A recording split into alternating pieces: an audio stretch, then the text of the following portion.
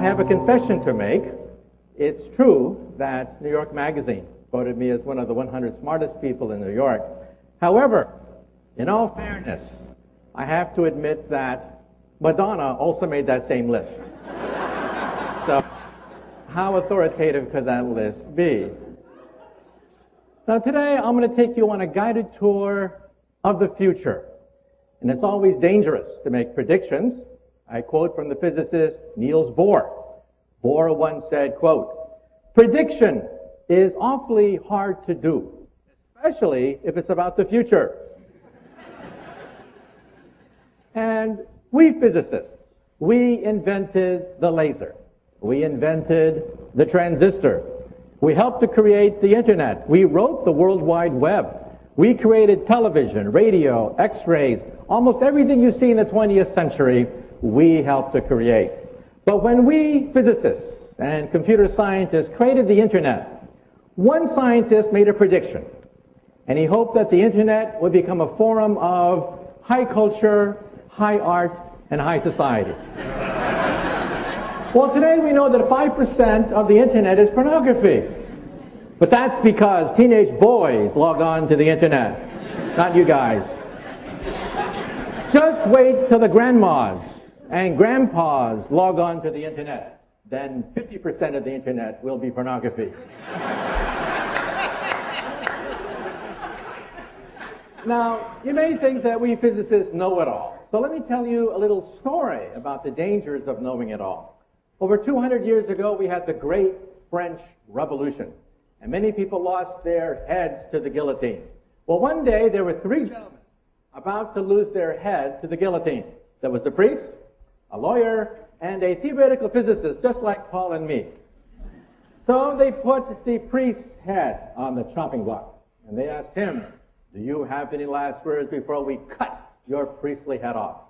And the priest said, yes, I have some last words.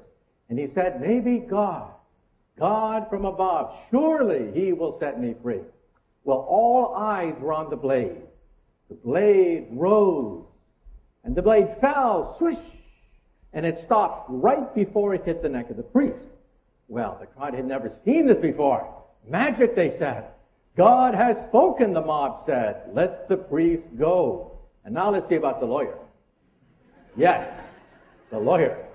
Now the bloodlust was really starting. Yes, the lawyer. We want his head.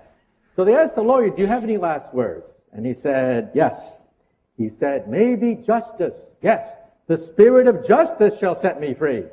Well, all eyes were on the blade. The blade came down, swoosh, and it stopped right before it hit the neck of the lawyer. Well, the crowd was amazed, dancing in the streets of Paris. They said, "Let there be a holiday. God has spoken. Justice has spoken." And now let's see about that theoretical physicist. So they put the physicist's head on the chopping block, and they asked him, "Do you have any last words before we cut your physicist's head off?" And he said, yeah, I got some last words. And he said, "I don't know too much about God, and I know even less about the law, but I do know one thing. If you look up, you'll see that the rope is stuck on the pulley."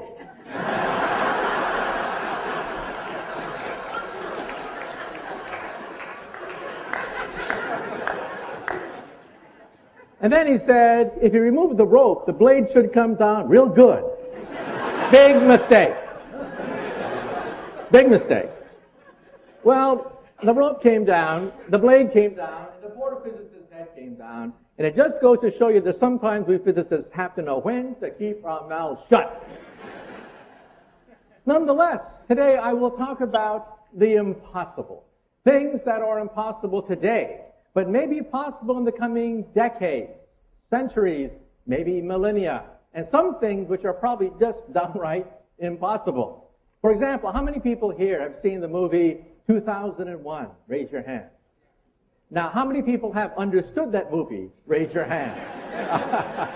About 2 people. How many people have seen the movie Back to the Future? Well, you probably ask yourself a question. What happens if you go back in time and meet your teenage mother before you're born and she falls in love with you? What happens then? You're in deep doo-doo, okay? I'm going to be talking about physics of the impossible, and the book, much to my surprise, hit the New York Times bestseller list for 5 weeks running. When was the last time you saw a book?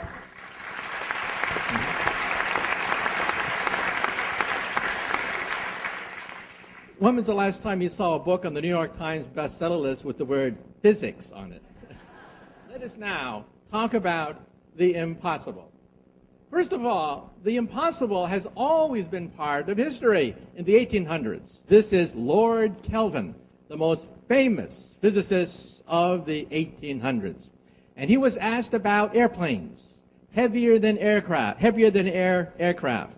And Lord Kelvin said, "Bah, humbug. Airplanes violate the laws of physics." Also, how old is the Earth? He was asked. And he said, "The Earth cannot be any more than a few million years old. Otherwise, it would have cooled down. Impossible for it to be billions of years old, as Darwin and other biologists claimed." And then he said, X-rays, ha!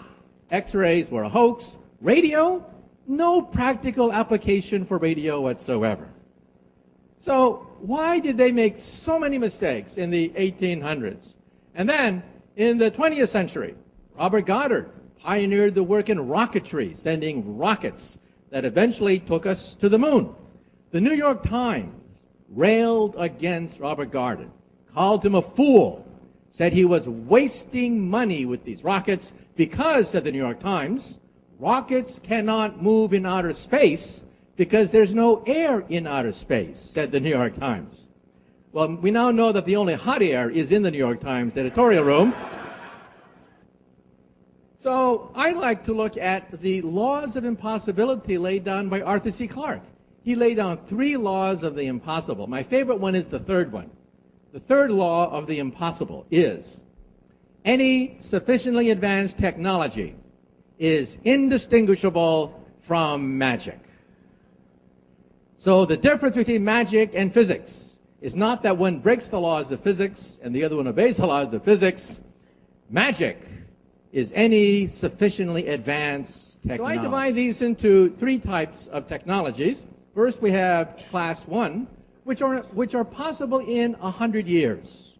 In 100 years, invisibility will become a reality. Certain forms of teleportation at the atomic level, starships. Today, I'm even going to talk about telepathy, artificial intelligence, class 1 impossibilities. Class 2, impossibilities stretch the boundaries of the known laws of physics. Time machines, for example. Stephen Hawking tried very hard to prove that time travel was impossible, and he gave up. In physics, we have the expression, if it's not forbidden, it is mandatory. And then we have class 3 impossibilities, which simply violate everything we know about the universe, like perpetual motion machines. The New York Times, Wall Street Journal often calls me on the phone saying that, "Professor, we have yet another perpetual motion machine that's making the rounds. Millions of dollars have been pledged by wealthy investors. Do you have something to say to the Wall Street Journal?" And I quote from the immortal words of that great philosopher of the Western world, P.T. Barnum. It was P.T. Barnum who once said, quote, "There's a sucker born every minute."